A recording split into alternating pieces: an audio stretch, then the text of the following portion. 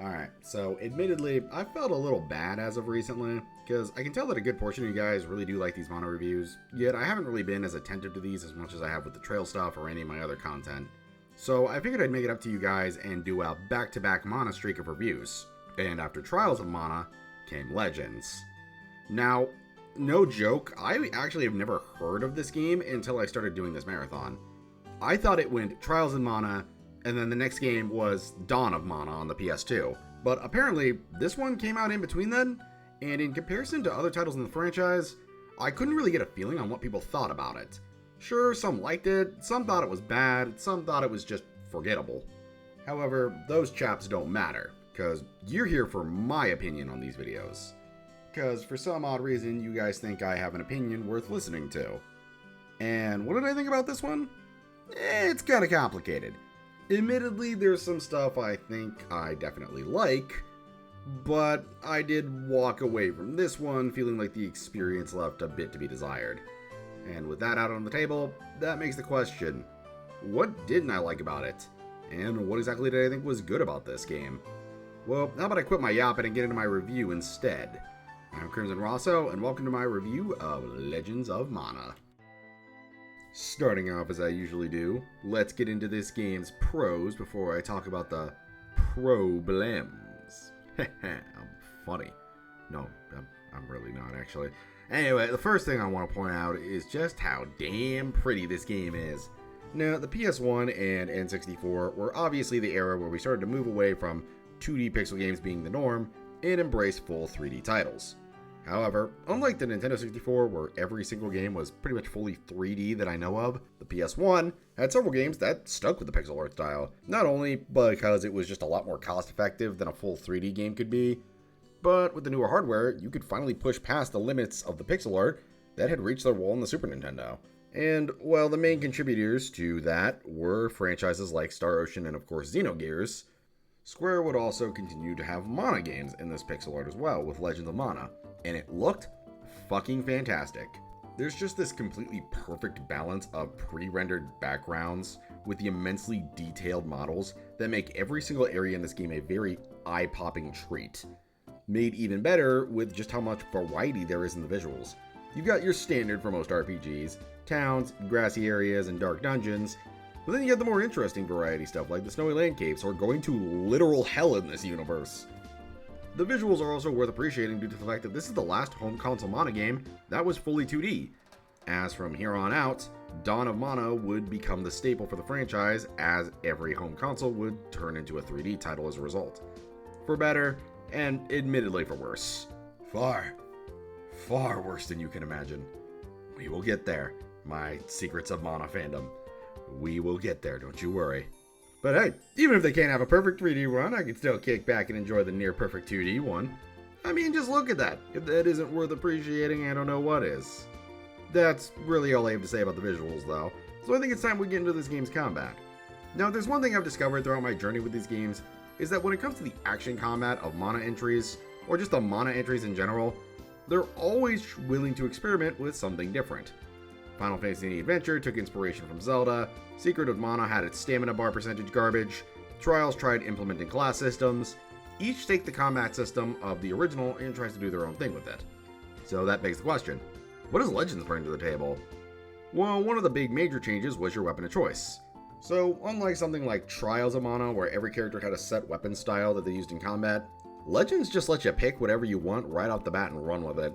And if you ever want to change up your weapon type or your fighting style, you can just do that if you want to. It offers a lot more combat freedom in comparison to something like Trials, as your main character just can do whatever the hell he wants. You want to punch someone in the face with your fist? You can. You want to stab him with a sword or a dagger? Go right ahead. You want a lance? Yeah, that's what I fucking thought. It also helps to try out different weapon types throughout the entire game, as this can grant you different weapon skills. So the more you use a specific type of weapon in this game, the more you have a chance to unlock a weapon skill that, once learned, can be assigned to one of the 4 trigger buttons. I stuck with primarily swords throughout my playthrough as, because, I like swords, so I got sword-based skills. And these skills are fucking devastating. The amount of damage they can do is downright insane, with the trade-off being that you need to fill up an entire gauge of energy, and that they take a bit to launch out, which means that some enemies could walk out of the way. Now, for some RPGs this would be a problem, but because of how Legends is structured, it actually works rather well with the rest of the combat system. Which I should probably get to be talking about, huh? So what makes Legends combat so unique to me is that it's not really structured like an average action RPG. Instead, it feels much more like it's built around being an arcade-style beat-em-up. And I don't mean in the fact that it's kind of shot like something like the Simpsons arcade game or Turtles in Time. It's more how the characters control in general, how he moves around the arena, how one or two buttons are focused on light and heavy attacks. Certain enemies will drop health if you defeat them, and it'll get you back up to basically full. Hell, even level progression in the boss fights feels like something you'd see in a game like Turtles in Time, or, like I said earlier, the Simpsons arcade game, where you just beat one and move on to the next section where enemies appear. You know, speaking of the Simpsons arcade game, did you know that we don't have any way to play that on modern consoles or even PC? Like, what the fuck? Give me that game. Why the hell have they not released a Simpsons collection?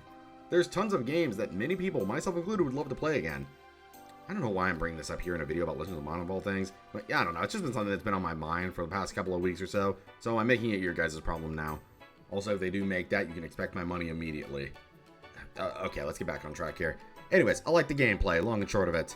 Playing through it was certainly a very interesting experience. Admittedly, this game does suffer from some problems. Overall, the gameplay is rather unique. Plus, the party members you get in this game are actually useful for a change, as their AI has improved quite a bit. Which is nice, because pretty much ever since this franchise has started, it really hasn't had good AI partners in the slightest. So, congrats, Legends. You fixed that fuck up. Anyways, that's all I have to really say about gameplay, so how about we get to talking about the story. It's also rather unique for its time, as instead of having a rather singular-driven narrative, or multiple narratives that overlap, Legends' whole thing is that you're basically one character getting involved in 20 smaller narratives. So throughout the game, you constantly encounter characters who need help with their own issues. Some are minor, like defeating bandits or finding an old item that means a lot to them. But there's also several longer, multi-part narratives that, while you interact with them, you can help shape the outcome of due to your interference. Getting involved with these quests usually leads you to things known as artifacts, which are basically another way to get you more stages for the game. And that's basically the whole premise for the story loop of this title. You do a quest, get an artifact, use the artifact on an area on the map, and then once you do, you get more quests so you can continue getting more quests and more artifacts. It's a smart idea, as it gets you to actually take on as many quests as you can, so you will find as many areas as you want to. Hell, sometimes you can't continue a quest because you don't have the right artifact. I think one of the best examples of this is the quest for the 7 Wisdoms. So for a little bit of context, close to the start of the game, there's a boss fight where you get the amazing ability to beat the shit out of 2 children, and once you finish whooping their ass, you take them on as apprentices, which in turn unlocks another quest where you have to take the boy around to find the wisdoms to help him learn how to be a better wizard. However, the thing is, you can't complete this quest unless you have unlocked all of the other areas through doing their quests. So you need to go do these side quests for the artifacts. It adds this really interesting layer of connectivity between all the seemingly unimportant side content you're doing in the world. Now, to call this system flawless it would be a straight up lie. There are some massive issues similar to the gameplay that I have with it overall. But, like the gameplay, I can easily say this is a very unique take on telling your story. Of course, all of this is improved upon thanks to the wonderful soundtrack Legends has. A fascinating aspect about Legends' soundtrack is that it actually isn't done by the longtime composer Hiroki Kukita. It's instead done by the living legend herself and fan favorite of this channel, Yoko Shinomura. And you can really tell with how completely different the whole track feels in comparison to something like Secrets or Trials. And I don't mean that as an insult, of course. Legends' soundtrack is phenomenal. Tracks like Glittering Tears, Pain the Universe, and Earth Painting are all fantastic. Although my personal favorite is Irwin on Reflection.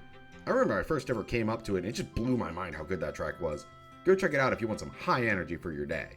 And well, that's really all I have to say about the game's pros. So how about we get to the cons now, shall we? So, from my pros section earlier, I wanted to get across that, yes, I do think that Legends of Mana is a very unique take on an action RPG. However, while it is very interesting and unique, it is also a very flawed game as well, and I want to go over some of my issues with it. Like my Trials video, I don't really have anything to say about the visuals. The game looks downright incredible, even over 20 years later. So we can completely skip over this section and get straight into talking about my problems with gameplay.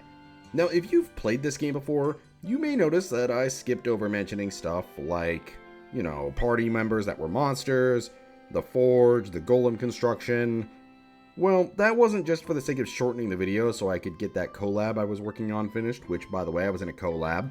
I'll leave the link down below when it finally releases. The main reason I cut it out was because it actually ties into one of my biggest complaints with Legends of Mana, and that this game is way too easy. Like, as interesting as Legends is from a gameplay perspective, it kind of falls apart when every single enemy in the game can just be absolutely bulldozed with little to no effort. I'm not joking here when I say you can make it through pretty much everything that this game throws at you with your normal hit combo and a couple of abilities from one weapon. As long as you're just swapping out some weapons that you'll find pretty much everywhere every now and again, you will do catastrophic levels of damage to literally everything you run into. Your normal combo and special attacks turn into pretty much walking nukes and can decimate even late game bosses to the point where they're all just pathetic punching bags in comparison to you. Hell, your AI partners are now semi-competent, which at first should be a good thing, but then they literally do a chunk of the work by themselves and you can just sit in the back and fucking jack off or whatever. And I really hate being negative about all this and criticizing it because, again, aspects of this game is cool, and I do respect that Mana is trying and is willing to try in the first place all these weird and wacky things. But there's no point in being weird and wacky if you aren't going to balance your game around them. That just leads them to being, well, less interesting to play. Personally, I think this game should have tried to force you into using party members and monsters a bit more. Okay, for example, here, there's this one dungeon you have to go through where you legit cannot progress if you don't have both a party member and a monster accompanying you. It's a really cool dungeon in terms of puzzle design because it actively forces you to engage with the mechanics instead of just letting you wreak absolute levels of havoc by yourself for a change. I would have liked to see more of that in the game. I don't think every level in the game needed to be like that. Forcing that onto you every single time you went to a dungeon would get tedious and repetitive, but having a few moments where the game actually tried to make you use its mechanics a bit more would have been nice. Another issue of this game imbalance is due to the fact that the stun lock is now back on Secrets of Mana. Now, full disclosure, it is nowhere near as unbelievably busted as it was in the SNES title, but if you know what you're doing, you can just delete most enemies' health in literal seconds by abusing it. I don't know if this was a genuine oversight, or the devs just like adding it in because it's funny, but it is kind of hilarious it's happened twice. And that's really all I have to say about gameplay, so let me talk about my story complaints next. Now, like the gameplay section before, I really do want to state that I think the storytelling is rather unique. But, like the gameplay, it comes down to some pretty shoddy execution. Now, the idea is that instead of one major story, you're following a lot of smaller side stories, and that is really cool. The major problem lies in the fact that due to how this game is structured, it can be a literal fucking nightmare trying to keep track of these stories. In terms of progression, Legends is very much all about you figuring out where it is to go on your own. And that is a cool function as a concept. It becomes a massive pain in the ass when you're just trying to follow one of the main storylines that you picked up, and instead you just run into like 7 different side quests that have nothing to do with it. And then by the time you find the quest that it's time to continue, you're like, oh yeah, I was a part of that, that's right. Man, what was going on again? Hold on, let me pause and spend 5 minutes trying to figure out what I was doing in this one. And that drives me up a wall. I wouldn't be surprised if people who have played this for the first time just got tired of that for that reason. Now, admittedly, I've only played the PS1 version, and I don't know if the remaster that they have fixes any of these things, but if you were playing this for the first time like I was, don't be surprised if there are going to be multiple times where you have to just pull out a guide to figure out what to do next. As, if you don't, be prepared to be lost for a while. It also really isn't helped that a lot of these characters aren't exactly the most interesting people around. Some are pretty neat, don't get me wrong, but for a majority of them, they're all kind of one-note and uninteresting. That, combined with the fact that it becomes a chore at points to continue a certain narrative, really hurts this game in the story department. Whew, okay. With that said, those are my complaints, so let me get on to my final thoughts. So, at the end of this, what do I think of Legends of Mana overall? Well, while I do think it is a very unique take on the action RPG genre, and I do genuinely respect the fact that it's willing to try new things, its execution in both its story and its gameplay are what hold it back for me. I still recommend playing this, as even if I had criticisms, I did enjoy my playthrough, but if you're interested, I'd either wait for a sale for the remastered version, or just pick up a PS1 emulator and play it on that. I wouldn't say the game is bad, but it is without a doubt one of the more flawed Mana titles I've touched. And that's why I'd say my rating for this game is a pretty decent 6 out of 10. And with that, another Mana review is done. I was taking a bit to get this one out, and it really does feel nice to be able to do these back-to-back for the people who followed me for this. That said, next week is not going to be a mono review, cause I have something I've promised my Patreons that I need to get out. And if you're interested in checking that out, or if you like this video and want to see more, make sure to like and subscribe down below. Leave a comment to help me with the algorithm, or if you're up for a chat. And if you want to hang out with me and the rest of my awesome community, check out my Twitch and Discord down below. That's all, folks. Have a good day, and I'll see you next time for more RPG content.